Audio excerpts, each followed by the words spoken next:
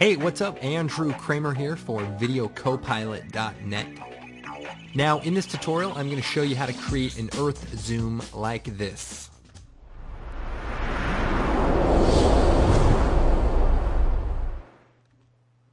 Okay, so as you can see, we go from San Francisco all the way out to space. Now, if you want to create this effect at home, here's what you need. You need a weather balloon or a small hot air balloon, a video camera, and some fishing string. And what you want to do is attach the video camera to the bottom of the balloon and make sure it's pointing down. Then you tie the fishing string to the weather balloon and let it go up into space. Now, you do need about 10,000 miles of fishing string, but once the string gets tight, that way you know it's all the way in space, then go ahead and pull the string down. Now, make sure you hit record because I tried it a few times and I forgot to record the first one. But now, if you want to create this effect in After Effects, create a new composition called Earth Zoom, and all these settings should work well. And what I have here is a San Francisco Photoshop file broken up into different zoom levels. Now, the reason it's broken up is because if you take one large image that's super high resolution like this, After Effects won't be able to handle it, and it'll be really slow to render. So what we're going to do is take these layers and drag them into the comp, and we want the closest one on top and the furthest away on the bottom. And we'll also take this earth and we'll put this on the bottom. Okay, so what we need to do is link the layers together. So we're going to shut them all off except the top two. And what we'll do is bring the opacity down to 50.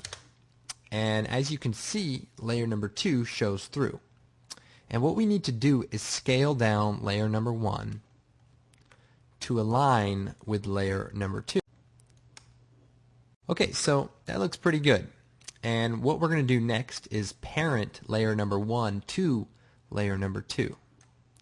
And that way, if we scale down layer number 2, layer number 1 stays connected because the parent is connected to layer 2. And we basically need to go down the line and apply that to all of the layers. So we'll shut off layer number 1, turn on layer number 3, scale down layer number 2, and align it. Let's see here.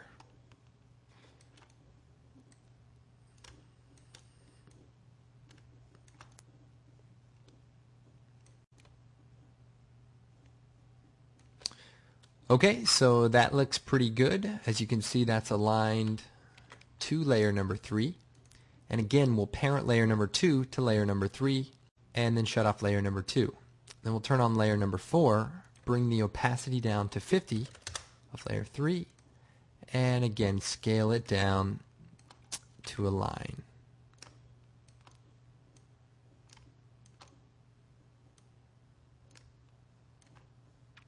And you can just use the various landmarks and geography to, make the alignment pretty close. Okay, that looks pretty close. And we'll take layer 3 and parent it to layer 4. Turn on layer 5, opacity down for layer 4. And basically you just need to kind of go through here and line it up. So this is the fun part, I guess. And the closer the better, but honestly, if it's not perfect, it'll still look pretty good. So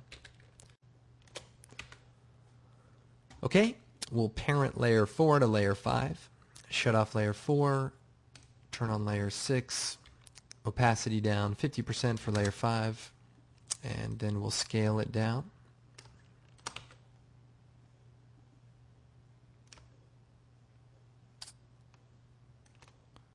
Okay, that looks pretty good. And now we'll parent layer 5 to layer 6, shut off layer 5, turn on layer 7, and we'll scale down layer 6 to align. And if we bring the opacity down, we can kind of see Now, in some cases, you may need to rotate the layer in order to get it to align properly. And that's okay because everything is parented together. So if you need to, feel free. Okay, that looks pretty good. And again, we'll take layer 6, parent it to layer 7, shut off 6. Now we'll turn on layer 8 and we'll scale down layer 7. And if we bring the opacity down, now this looks a little tricky, but I think we can do it. Let's see. I need to rotate this a little bit. Okay, that looks pretty good, and we'll parent layer 7 to layer 8. Okay, so now all the layers are connected. So let's turn the eye switch on for all of them. Select all of the layers, hit the letter T, and we're going to bring the opacity back up to 100. So if you change one of the 50% to 100, they'll all change. And then we're going to select all of the layers and change the parent to none. So this is temporarily going to disconnect them, so be careful, don't move any of them at this point. Then if we take all of the layers but layer number 1, we'll parent it to that layer. And then if we take this layer and change the scale to 100, you can basically see now that all the layers have scaled up. And if we scale downward, you can see all the layers are basically connected. Now, the reason why we're going to parent them to layer 1 is because it's a lot easier to work with the scale value of 0 to 100 rather than whatever this is, 3 million range. Because if you change it a few thousand, nothing even happens. So by using the parent function, you can control it all using a nice 100% slider.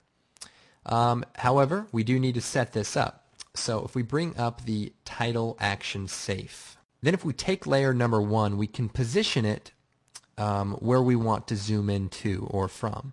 And there's a little hole on the top of this building, and we'll align those crosshairs.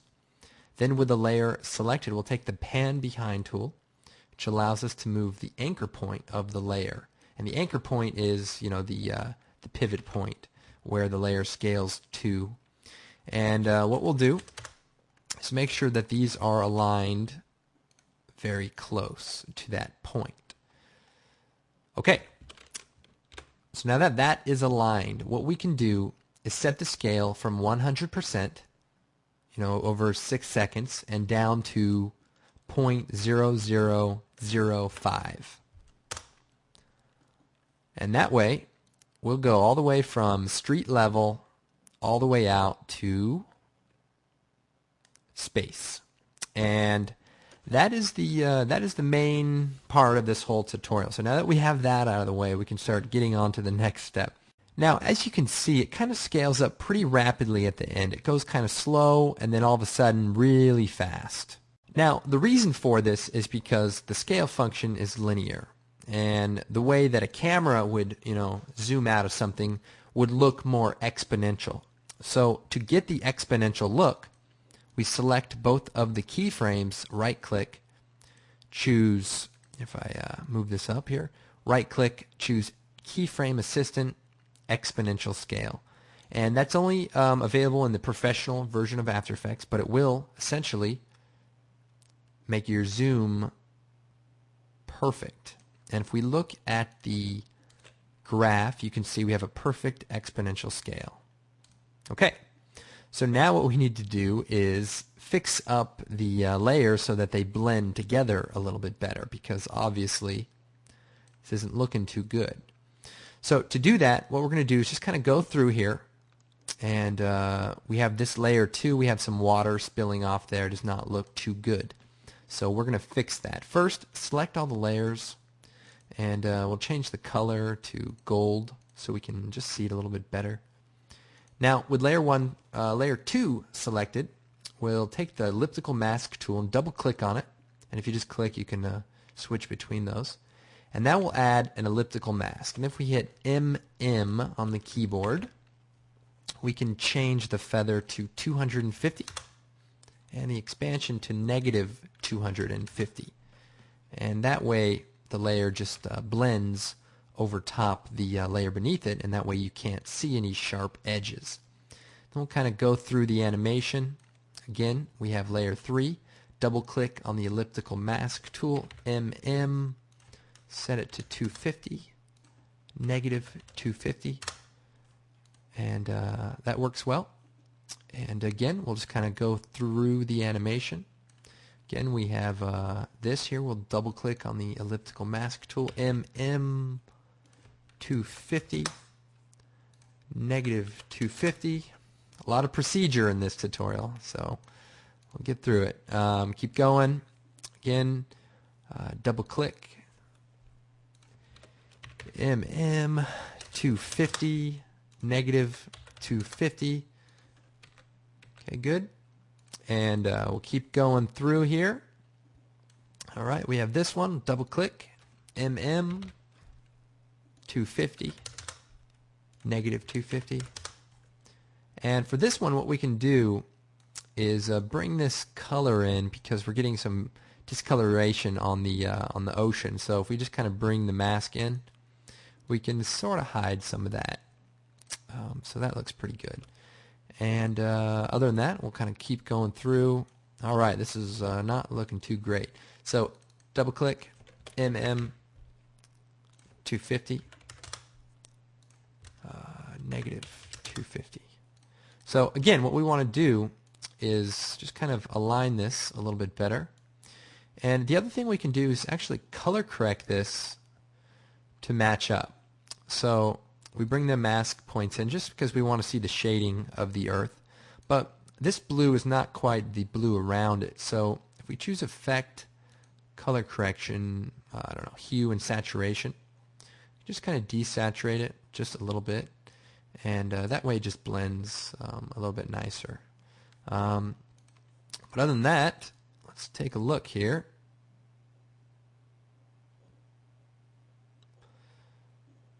All right, I'd say that looks pretty good, and of course you can go through there and refine it as needed. Let's go ahead and make that rotation that you see. I'm going to create a new null object. Now, a null object isn't really a layer; it's more of a helper. It just helps you, offset things without actually changing the values of the layer itself. So in this case, we already have some scale parameters set up. So what we're going to do is parent layer number 2 now to the null. And we'll call the null rotation. And then if we take the rotation and hit R, we can see the rotation, and we'll set a keyframe. We'll move forward to the end and set another. Then if we go to the and we want to kind of line these so that the animation lasts the appropriate time. And if we go to the beginning, we want to actually set this to 180 degrees. And that way, it zooms out and spins. And this helps for a few reasons. One, it makes it look cooler. And number 2, it kind of hides some of the imperfections, which is kind of nice. So we can set it to 180, but also you can see that this isn't aligned. So if we just kind of offset the rotation, we can just make a straighter line, so that it just looks a little bit cleaner. Okay, so it zooms out and to space. Now we do want the rotation to start a little bit later, so we'll just move the keyframe over so that it zooms out, then it begins to rotate. And also we want to select the keyframes and hit F9, and that way it's kind of a smooth keyframe. Okay, now the next step, create a new solid, and we'll call this stars, and we'll choose Effect, Noise and Grain, Fractal Noise. And if we bring the transform scale down and bring the contrast up and the brightness down, you can start seeing some stars. And depending on how many you want to see or all that, you can just kind of play with that. But that looks pretty good. And we'll take the stars, put it beneath the Earth. At this point in time where you see the Earth, then parent it to layer number 1. And that way, everything is connected for this great big zoom as you see here. Okay, we can shut the eye off for the rotation null so that we don't see that. And the next step is to add a little bit of a camera shake, as it's going through the wind and it's kind of this turbulent effect. So what we'll do is take our Earth Zoom comp, drop it into a new composition, or nest it there. And what we're going to do is add a slider control, expression control, slider control. And we'll hit P, bring up the position, Alt-click on the stopwatch, and then we're going to type wiggle 10, comma, this value, end parentheses. So it's going to wiggle 10 times a second for this amount of pixels. And the reason we set up the slider control is so that we can animate that. So just as it begins to turn, we're going to set the stopwatch at 0. Move forward a couple of seconds. We'll change it to about 10. Go forward to nearly the end of the animation. And if we hit U, and we'll set a keyframe, and then we'll move forward again and turn it down to 0. And if we just move these last two over a little bit, that way the bumpiness stops as the Earth is revealed. So we also see this little black fringe. So if we go to the effects and presets, we can type in motion tile, and we'll drag that out. And this will let us extend the edges. And we'll turn on the mirror edges, output 120, output height 120. Now, another thing we could actually do is not turn the motion tile on, but instead turn on the continuous rasterization. And because the layer is actually larger, that will actually work well. So depending on which way renders faster for you, because when we turn on the motion blur, there's going to be some issues. So depending on what works best for you, I just do the motion tile, and that way I feel like it renders a little bit faster once we have the motion blur on. So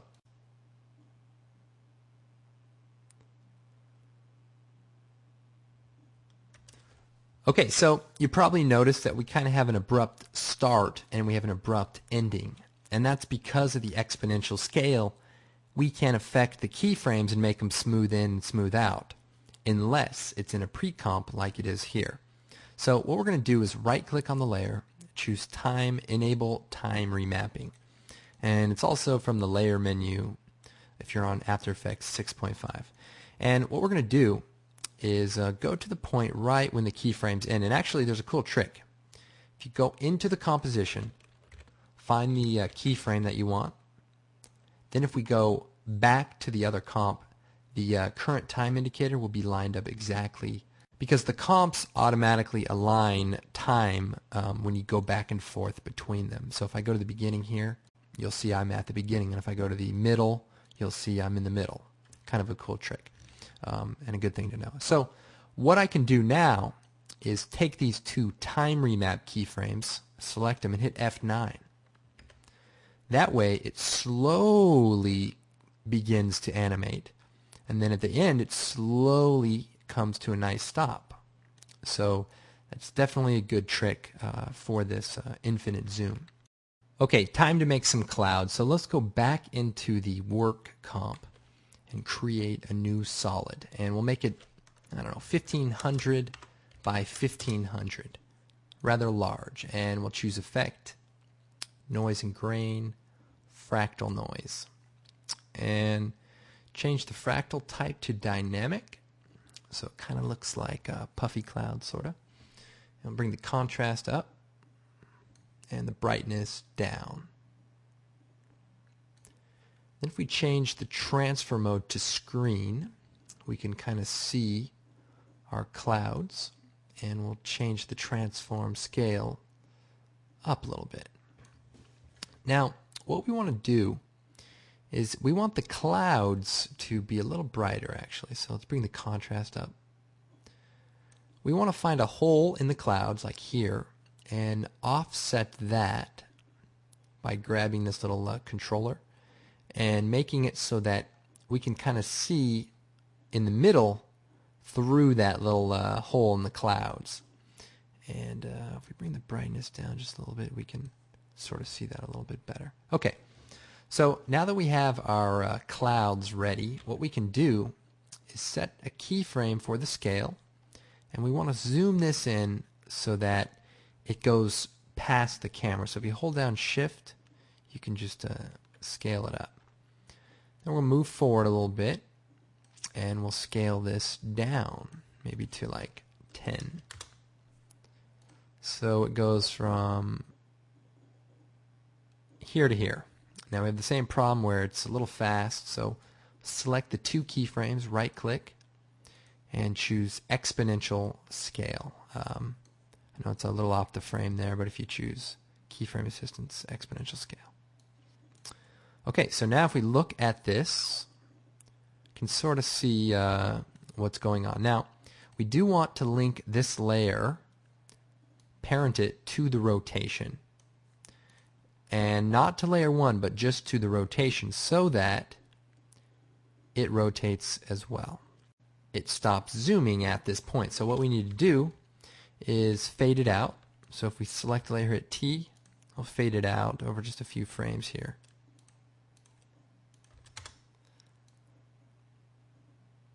Okay. And if we hit U, we can see all the animation.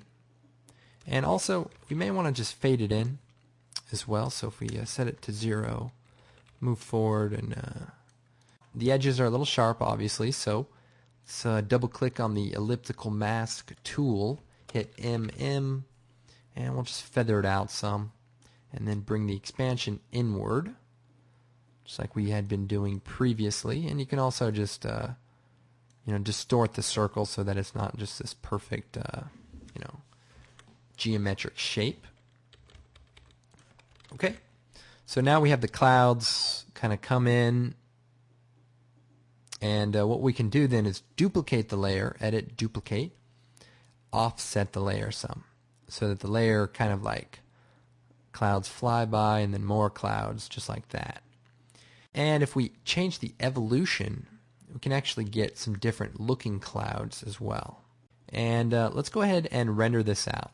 But before we do, let's turn on the motion blur. So if you hit F4, motion blur turns on. Turn the motion blur switch on for the comp.